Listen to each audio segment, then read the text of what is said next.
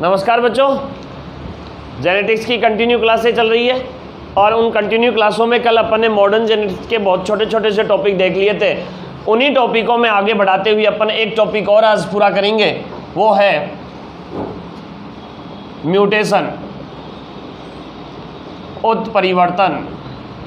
कौन सा है? म्यूटेशन या उत्परिवर्तन। देखो, उत्परिवर्तन का सिंपल अर्थ देखा जाए, शॉर्ट वे में छोटा सा अर्थ देखा जाए तो वो अर्थ क्या होता है? क्या होता है बताओ? परिवर्तन होना, परिवर्तन होना, चेंजेज होना, परिवर्तन होना, बदलाव आना, वो ही क्या कहलाता है? म्यूटेशन कहलाता है। इस परिवर्तन के बारे में सबसे पहले बताया था सन 1791 में। अमेरिकी किसान थे, एक अमेरिकी किसान सेड राइट ने कैसे बताया? देखो, किसान जनरल वे में क्या करता है? पशुपालन करता है, और उसी पशुपालन में ये भेड़ के भी पालन करते थे साहब। कौन? सेड राइट साहब। तो इनकी एक छोटी टांगों वाली भेड़ ने जन्म लिया। भेड़ कौन सी थी? छोटी टांगों वाली टांगे। और इस चीज को नाम दे दिया उन्होंने परिवर्तन। देखो कितने समय पहले और क्या नाम देने वाले, कौन है? सेड राइट, परिवर्तन नाम देने वाले। और इस भेड़ का नाम जो है फेमस, वो कौन सा है? एनकन भेड़। किसके नाम से जाना जाता है इसको? एनकन भेड़ के नाम से। देखो, दो भेड़ दुनिया में बड़ी फेमस है, एक तो डोली भेड़ और दूसरी कौन सी? एनकन भेड़। ये दोनों ही बहुत इंपॉर्टेंट है। एनकन परिवर्तन के लिए, उत्परिवर्तन के लिए, और डोली भेड़ दुनिया का सबसे पहला स्तनधारी क्लोन। ठीक है, अब आगे देखो जी, उत्परिवर्तन की खोज की बात करें अपन। खोज किसने की? जनक कौन है इसके? Hugo de bridge. याद रह जाएगा, बहुत अच्छा है, पहले भी बताया था मैंने, पहले वाले वीडियो के अंदर भी अपन ने इसकी चर्चा की थी। कौन है? Hugo de bridge. उत्परिवर्तन के जनक किसको माना जाता है? ह्यूगो डी ब्रिज को माना जाता है। ह्यूगो डी ब्रिज ने इसकी खोज किस पर की?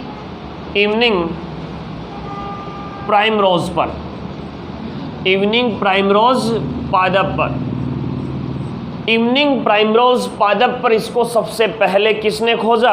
ह्यूगो डी ब्रिज ने। और मान लो वैज्ञानिक नाम पूछ ले, यदि गलती से हो सकता है पूछ ले, तो ऑर्निथेरा, ऑर्निथेरा लेमार्कियाना। क्या होता है? ऑर्निथेरा लेमार्कियाना, इवनिंग प्राइमरोज। अब देखो, उत्परिवर्तन को और ने भी देखा था, मॉर्गन ने भी इसको देखा था।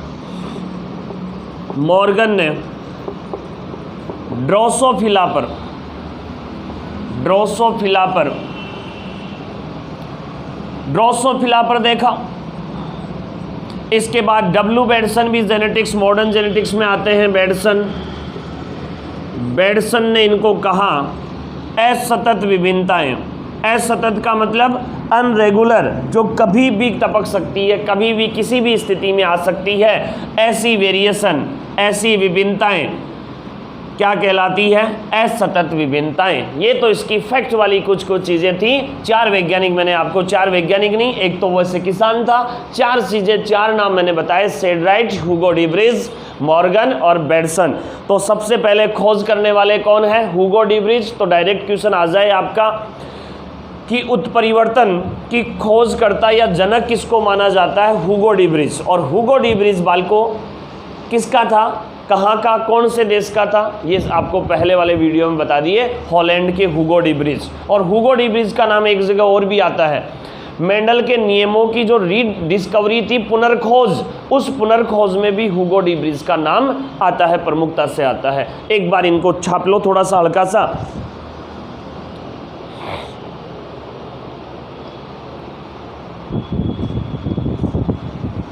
उतार लिया होगा, ये तो इतना ही था, स्क्रीनशॉट ले लिया होगा। अब इसके बाद उत्परिवर्तन की चीज़ों पे चलते हैं थोड़ा सा।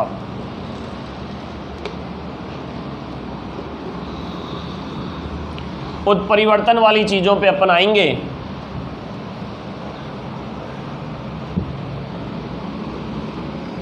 देखो जी, सबसे पहले उत्परिवर्तन की बात करें, उत्परिवर्तन की चर्चा करें तो उनमें से पहली तो परिभाषा, संतति में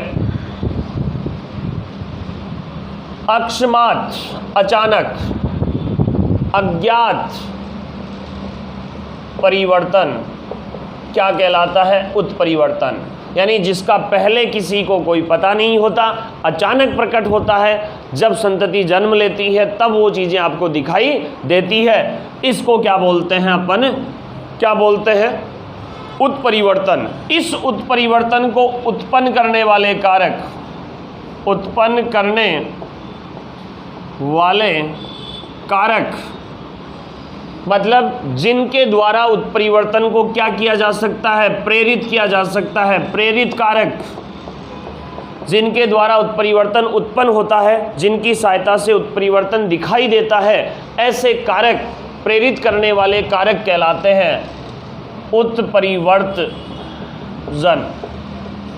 क्या कहलाते हैं? उत्परिवर्तजन। और उत्परिवर्तजन कौन से कारक हैं? बाह्य कारक हो सकते हैं।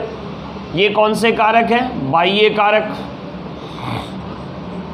और बाह्य कारकों में कौन कौन सा हो सकता है? भौतिक हो सकता है, रासायनिक हो सकता है, या जैविक हो सकता है। जैसे भौतिक कारकों की बात अपन ने पहले भी चर्चा में अपन ने पढ़ा था कि ताप, आर्द्रता। रासायनिक कारकों में आपके जो अन्य जो केमिकल्स हैं, मस्टर्ड वगैरह है, कोल्चिसिन वगैरह है, ये वाले। और जैविक कारकों में विभिन्न प्रकार के जो कैंसरजनी वायरस, देखो कैंसर एक म्यूटेशन डिजीज़ है और उसके द्वारा या म्यूटाजेंस के द्वारा ये कारक क्या हो जाते हैं? उत्पन्न हो जाते हैं, जिससे वो लक्षणों में क्या कर देते हैं? बदलाव। अरे लक्षणों में बदलाव को ही क्या बोलते हैं अपन? म्यूटेशन। क्या आ रहा है? ये अज्ञात, अकस्मात परिवर्तन। और इनके द्वारा क्या बदले? लक्षण परिवर्तन। और लक्षणों में परिवर्तन क्या कहलाता है? म्यूटेशन कहलाता है, उत्परिवर्तन कहलाता है। देखो ये चीज़ें छोटे स्तर पर होती है ना, छोटी छोटी होती है, तब तो बोलते हैं उसको वेरिएशन। और बड़े स्तर पर अचानक दिखाई देती है, बहुत ज़्यादा लेवल हाई हो जाता है, तब उनको बोलते हैं अपन क्या? म्यूटेशन। ठीक है, तो म्यूटेशन वैसे तो स्वतः होता है, मतलब अकस्मात भी हो सकता है, मोस्टली कैसा होता है? स्वतः होता है, अज्ञात होता है। लेकिन फिर भी बहुत सारे ऐसे कारक हैं जो बाहर के कारक हैं, जो म्यूटेशन को क्या करते हैं? प्रेरित करते हैं, म्यूटेशन को बाहर दिखाते हैं।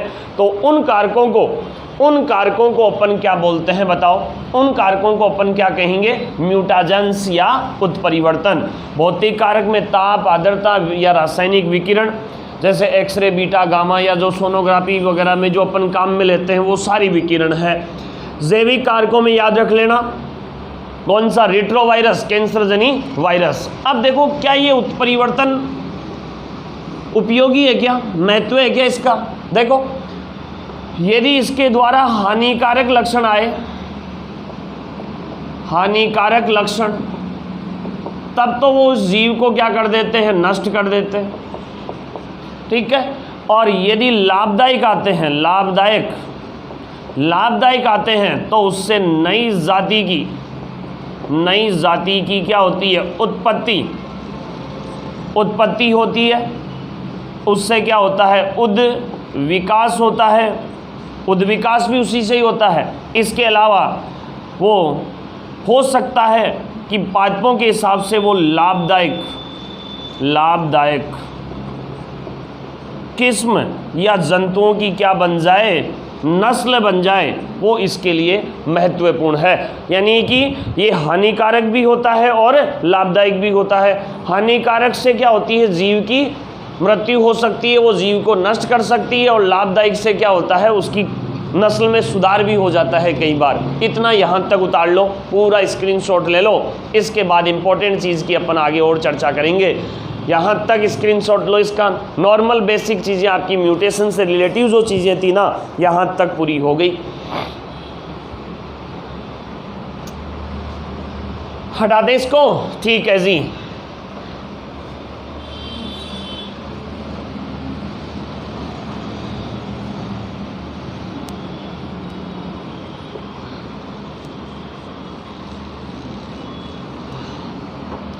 हाँ जी, अब इसके प्रकारों की बात करेंगे। Types of mutation, types of mutation, types of mutation, उत्परिवर्तन के प्रकार।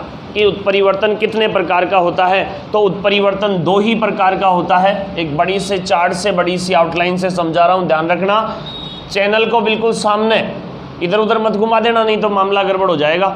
एक तो कौन सा? गुणसूत्रीय, गुणसूत्रीय परिवर्तन, और दूसरा पढ़ेंगे अपन जीनी या बिंदु या पॉइंट म्यूटेशन। उत्परिवर्तन कितने प्रकार का? 2 प्रकार का। पहला कौन सा? क्रोमोसोमल, और दूसरा पॉइंट म्यूटेशन या जीन म्यूटेशन। सबसे पहले गुणसूत्रीय की बात करते हैं अपन। गुणसूत्रीय, चलो इसको 2 प्रकार से देखें। पहले एक तो संरचनात्मक, स्ट्रक्चरल क्रोमोसोमल म्यूटेशन, और दूसरा देखेंगे अपन उनका कौन सा? संख्यात्मक क्रोमोसोमल म्यूटेशन। एक तो कौन सी? संरचना में परिवर्तन के द्वारा। अब संरचना में परिवर्तन के द्वारा कौन कौन सा हो सकता है? जैसे मान लो गुणसूत्रों का कोई खंड विलोपित हो जाए, विलोपन, एक्स्ट्रा आ जाए, द्विगुणन, कहीं दूसरी जगह स्थानांतरित हो जाए, स्थानांतरण, खंडन। ये जो तरीके होते हैं या ये जो कारक होते हैं वो संरचना में परिवर्तन लाते हैं। मतलब यहाँ गुणसूत्रों की किसमें? संरचना में परिवर्तन। किस में परिवर्तन आएगा? गुणसूत्रों की संरचना में परिवर्तन आएगा। वो कौन सा होता है? संरचनात्मक होता है, स्ट्रक्चरल होता है। जैसे इंपॉर्टेंट एग्जाम्पल मैं आपको बताऊं, यहाँ एक एग्जाम्पल, जब 22वें गुणसूत्र का विलोपन हो जाता है, विलोपन, तो एक रोग उत्पन्न होता है जिसको कहते हैं ल्यूकेमिया, रक्त कैंसर। ल्यूकेमिया, रक्त कैंसर, एक एग्जाम्पल। दूसरा एग्जाम्पल देखो, 5वें का खंड 15वें पे चला गया। 5वें का खंड कहाँ चला गया? 15वें पे स्थानांतरित हो गया। उसको कहते हैं मार्जर क्रंदन रोग, केटक्राई। केटक्राई, और केटक्राई में आपको पता है बच्चा बिल्ली की तरह आवाज़ करता है, ठीक है, बिल्ली की तरह रोता है, बिल्ली की तरह बोलता है। ल्यूकेमिया के अंदर तो रक्त का कैंसर होता है जो विलोपन के कारण होता है। और 5वें का खंड कहाँ गया? 15वें पे गया। उससे कौन सा हुआ? केटक्राई या मार्जर क्रंदन रोग।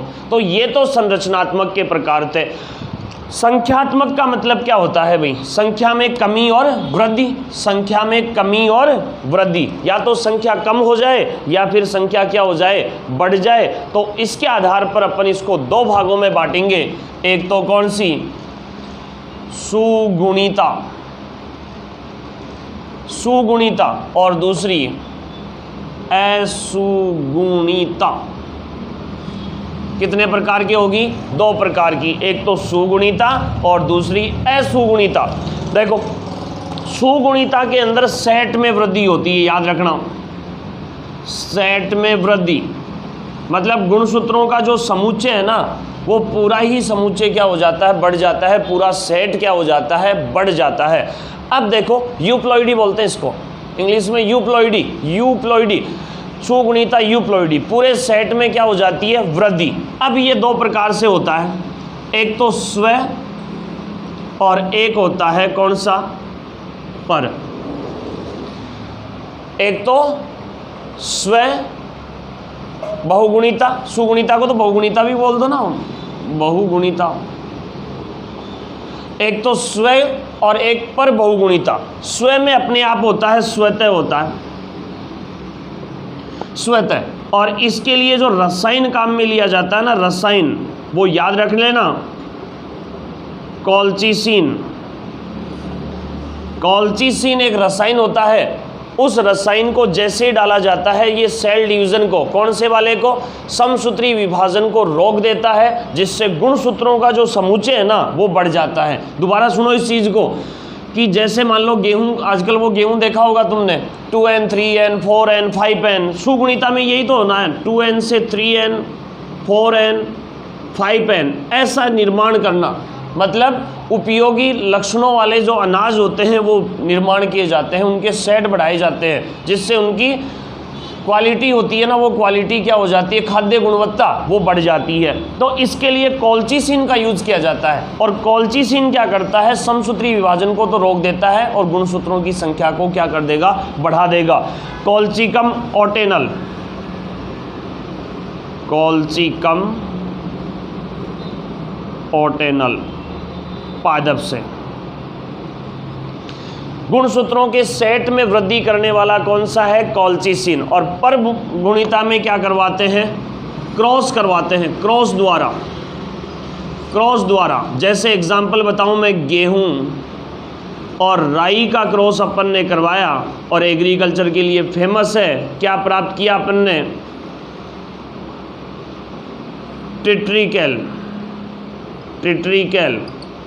टेट्रिकल, याद रख लेना, बहुत जगह क्वेश्चन आता है ये। टेट्रिकल मनुष्य निर्मित अनाज या कृत्रिम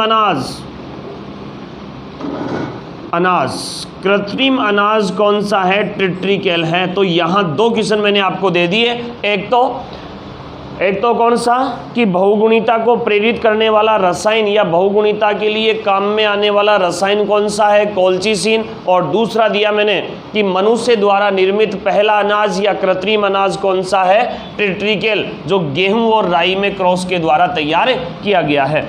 अब देखो असुगुणिता के अंदर क्या होता है, असुगुणिता में संख्या में कमी व वृद्धि, संख्या में क्या होती है, कमी और वृद्धि, या तो संख्या बढ़ जाती है, संख्या घट जाती है, या तो संख्या में क्या होती है, कमी, या संख्या में क्या हो जाती है, वृद्धि। दो प्रकार की है भाई। कमी को तो कहते हैं अधोगुणिता, और वृद्धि को कहते हैं अधिगुणिता। असुगुणिता कमी और वृद्धि, न्यूनप्लॉइडी बोलते हैं उसको, न्यूनप्लॉइडी, इंग्लिश में न्यूनप्लॉइडी और यूप्लॉइडी।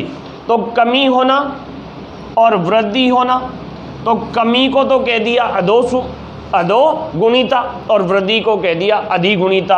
अब देखो इसके अंदर भी दो प्रकार हैं ये, एक तो अलिंग वाले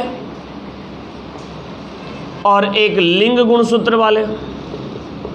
अलिंग गुणसूत्रीय विकार और लिंग गुणसूत्रीय विकार। अलिंग के अंदर कौन सा होगा, 22 जोड़ी तक।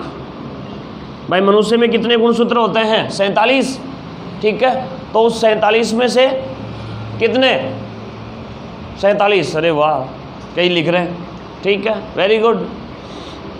कितने सही बताओ, चलो जी छोड़ो। 22 जोड़ी तक कायिक गुणसूत्र हैं और 23 एक जोड़ा कितना हो गया, 46 एक जोड़ा कौन सा है, लिंग वाला, जो नर में XY और मादा में क्या होता है, XX। तो अलिंग गुणसूत्रीय विकारों में सबसे पहला देखूं मैं, सबसे पहला आपको दिखाऊं या सबसे पहला आपको बताऊं, वो है पटाऊ, बोलते हैं इसको पटाऊ या एडवर्ड सिंड्रोम। कौन सा है, पटाऊ या एडवर्ड सिंड्रोम। और पटाऊ या एडवर्ड सिंड्रोम में क्या होता है, 13वें और 18वें की पुनरावृत्ति होती है और आयु इसकी होती है कितनी, 6 माह। आयु कितनी हो जाएगी, 6 माह। ये आपका पहला हो गया पटाऊ या एडवर्ड सिंड्रोम। यदि अक्सर छोटे लिख रहे हैं ना तो थोड़ा सा ध्यान देके समझो, उस चीज़ों को सुनो, बहुत इंपॉर्टेंट टॉपिक है आज वाला, ये बहुत इंपॉर्टेंट। हर एक एग्जाम के अंदर, हर एक कंपटीशन के अंदर इसको पूछा जाता है, हर एक चीज़ें इसकी आती है। तो कितने हो गए, 47 गुणसूत्र हो गए ना। 13वें और 18वें गुणसूत्र की यहाँ क्या हो रही है, पुनरावृत्ति। और 13वें और 18वें की जब पुनरावृत्ति होती है तो गुणसूत्रों में क्या आती है, गुणसूत्रों की संख्या में क्या हो जाएगी, वृद्धि। और गुणसूत्रों की संख्या में कमी और वृद्धि को ही अपन क्या बोलते हैं बताओ, असुगुणिता। ठीक है, आयु कितनी बताई मैंने, 6 माह की। अब इसी से रिलेटिव एक और है जो एलिंग का है, वो है डाउन सिंड्रोम। Down syndrome. दूसरा, लैंगडम डाउन ने खोजा था इसको, लैंगडम डाउन के द्वारा इसकी खोज की गई थी, लैंगडम डाउन के द्वारा इसकी खोज की गई थी। और इसके अंदर भी एलिंग गुणसूत्रीय विकार ही बढ़ता है या एलिंग गुणसूत्रीय विकार ही होता है। ठीक है, देखो इसके अंदर कौन सा रिपीट होगा, इसमें होगा 21वें गुणसूत्र की पुनरावृत्ति। देखो कंपटीशन एग्जाम में आ जाता है कई बार, ये बड़ी एग्जामों के हिसाब से एक तरफ down syndrome, Klinefelter syndrome, Turner syndrome और एडवर्स सिंड्रोम, और फिर दूसरी तरफ दे देता है एक्स गुणसूत्र की कमी, वाई गुणसूत्र की कमी, 21वें गुणसूत्र की वृद्धि। तो इन सारी चीज़ों को फिर ये कहता है कि इनको सीक्वेंस में सेट कीजिए या इनको लाइन में मिलाइए। तो ये वाला क्वेश्चन बड़ा इंपॉर्टेंट है अपने लिए, कौन सा, 21वें गुणसूत्र की पुनरावृत्ति। और अपन ने इसको नाम दे दिया मंगोलियाई मूर्ख या मंगोलिज्म। मंगोलियाई, देखो मैं बोल रहा हूं मंगोलियाई मूर्ख या मंगोलिज्म। 21वें गुणसूत्र की पुनरावृत्ति के कारण क्या स्थिति बन गई बताओ, 2n+1 बराबर कितने हो गए, 47 गुणसूत्र इसके अंदर हो गए। 47 गुणसूत्र होने के कारण उसके अंदर एक विकार आया, विकार का नाम मैंने बता दिया डाउन सिंड्रोम। 21वां गुणसूत्र बढ़ा, 47 गुणसूत्र हुए, इस कारण इसको मंगोलियाई मूर्ख के नाम से जाना जाता है या मंगोलिज्म के नाम से जाना जाता है। ठीक है, सर चपटा होना, जीभ बाहर आना, होठ बड़े हुए है ना, मंद बुद्धि का होना, शारीरिक विकास कम होना, मुंह से लार टपकना, ये इसके मंगोलियाई मूर्ख के क्या होते हैं, मुख्य लक्षण होते हैं। यानी इन लक्षणों से इसको जाना जाता है। एलिंग गुणसूत्र विकार, एलिंग गुणसूत्र विकार में 2 एग्जाम्पल, पटाउ सिंड्रोम और दूसरा कौन सा, down syndrome. Patau syndrome, down syndrome. लिंग के अंदर देखो टर्नर सिंड्रोम और दूसरा क्लाइनफेल्टर सिंड्रोम। दूसरा कौन सा हो गया, Klinefelter syndrome. Turner syndrome, Turner syndrome में एक्स गुणसूत्र की कमी, एक्स की कमी, कौन से गुणसूत्र की, एक्स की कमी, एक्स की कमी होगी तो बोलो 44 + x0 बराबर कितने, 45। और इसमें मादा बंदे होती है, मादा बंदे मतलब उनमें बांझपन का गुण पाया जाता है, इनफर्टिलिटी होती है। थर्ड जो पर्सन होते हैं समाज में, ये दोनों ये होते हैं, ये रहे, एक तो टर्नर सिंड्रोम, दूसरा क्लाइनफेल्टर सिंड्रोम। और इसके अंदर बोलो, इसके अंदर क्या होगा, एक कौन सा गुणसूत्र, एक्स अतिरिक्त आएगा, तो 44 + xy बराबर कितने, 47। देखो नीचे वाले में भी 47 हो रहे हैं, डाउन सिंड्रोम में भी 47 हैं, लेकिन वो कायिक गुणसूत्र बढ़ रहा है 22 से पहले वाला, और यहाँ कौन बढ़ रहा है, एक्स गुणसूत्र, यानी एक्स में वृद्धि। और एक्स में वृद्धि के कारण नर कैसे हो जाते हैं, या बंदे बेचारे किसी काम के नहीं, मतलब इन दोनों में ही प्रजनन क्रिया नहीं होती, टर्नर सिंड्रोम में भी नहीं होती और क्लाइनफेल्टर सिंड्रोम में भी नहीं होती। तो छोटी एग्जामों के स्तर के हिसाब से बात की जाए तो ये क्वेश्चन ऐसे भी आ सकता है कि निम्न में से कौन सा एलिंग गुणसूत्र विकार है और कौन सा एलिंग गुणसूत्र विकार है, कौन सा लिंग गुणसूत्र विकार है, इस हिसाब से भी इसको पूछा जा सकता है। तो थोड़ा सा इस हिसाब से इनको सारी चीज़ों का ध्यान रखोगे। मैंने बहुत अच्छी तरह से क्लियरली आपको सारी चीज़ें मैंने समझा दी है, बता दी है। ठीक है, अच्छा जी, अगली चीज़ और देखो, अब कौन सा है अपना जीनी, जीनी उत्परिवर्तन। और जीनी किसके द्वारा, डीएनए के नाइट्रोजन बेस में परिवर्तन द्वारा। नाइट्रोजनिक बेस में परिवर्तन द्वारा। नाइट्रोजनिक बेस में क्या आ जाता है, विकार आ जाता है, परिवर्तन आ जाता है, उनकी सीक्वेंस क्या हो जाती है, बदल जाती है, या उनके एन बेस का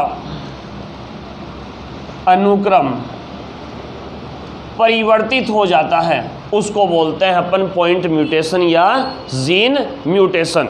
पॉइंट म्यूटेशन या जीन म्यूटेशन, ये दो प्रकार का अपन पढ़ेंगे, एक तो संक्रांति और दूसरा अनुपतन। संक्रांति और अनुपतन। संक्रांति के अंदर क्या होता है, प्यूरिन के स्थान पर प्यूरिन, प्यूरिन के स्थान पर प्यूरिन और पिरीमिडीन के स्थान पर पिरीमिडीन। अब ये प्यूरिन पिरीमिडीन क्या होते हैं साहब, ये होते हैं आपके नाइट्रोजनिक क्षारक, और नाइट्रोजनिक क्षारक दो प्रकार के होते हैं, प्यूरिन और पिरीमिडीन। दोबारा बता रहा हूँ मैं, इसको वापस एक नया टॉपिक आएगा आपका, कौन सा, न्यूक्लिक एसिड। उस न्यूक्लिक एसिड वाले टॉपिक के अंदर बहुत अच्छे से समझा दूंगा इसको मैं। फिलहाल तो आप तो ये ध्यान रख लो कि प्यूरिन में कौन कौन से आते हैं, एडिनिन और ग्वानिन, और पिरीमिडीन में कौन से आते हैं, थाइमिन, साइटोसिन और यूरेसिल। तो ये आपके मेन ये चीज़ ध्यान रखनी है, हमेशा एच किससे जुड़ेगा, टी से, और जी किससे जुड़ेगा, सी से। तो दोबारा देखो एक बार, संक्रांति ए किससे जुड़ता है, टी से, और जी किससे जुड़ता है, सी से।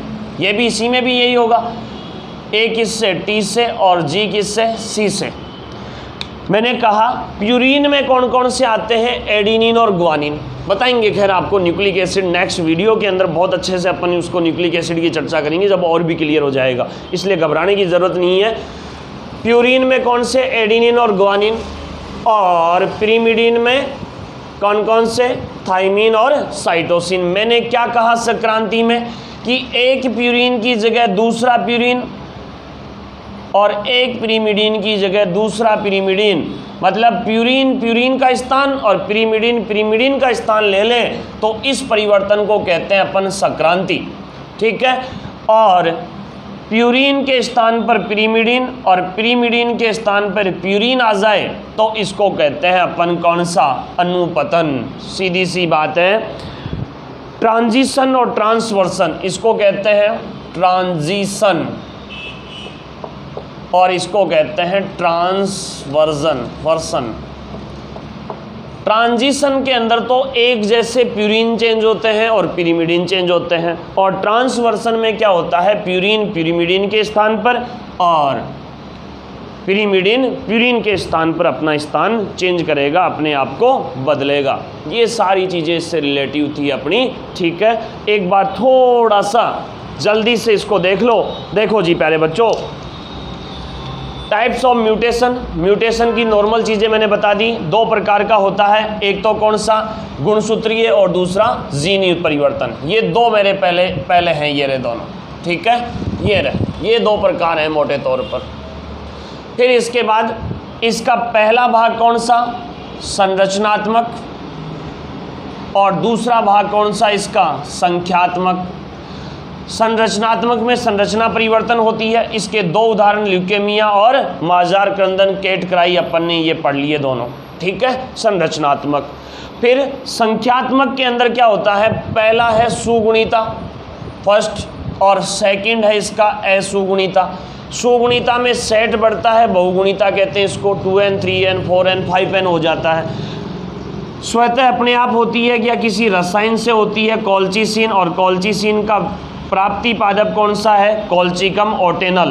पादप के घनकंद से प्राप्त किया जाता है, घनकंद, घनकंद यानी क्रोम से इसको प्राप्त किया जाता है। और पर्व गुणिता आपके एग्रीकल्चर में बहुत इंपॉर्टेंट है, कहीं ना कहीं या तो इजी में या बायोलॉजी में हर बार ये क्वेश्चन आता है। वो क्या आता है कि मनुष्य द्वारा निर्मित पहला अनाज किसके क्रॉस से तैयार किया गया, इस घटना को क्या बोलते हैं, तो ये कौन सी है, परबहुगुणिता कहलाती है। परबहुगुणिता मतलब ये भी आपका दो प्रकार का हो गया, सुगुणिता दो प्रकार की, स्वबहुगुणिता और परबहुगुणिता। और उदाहरण कौन सा बता दिया, टेट्रिकल। ये यहाँ तक ये पूरा हो गया, ठीक है, ये लो जी।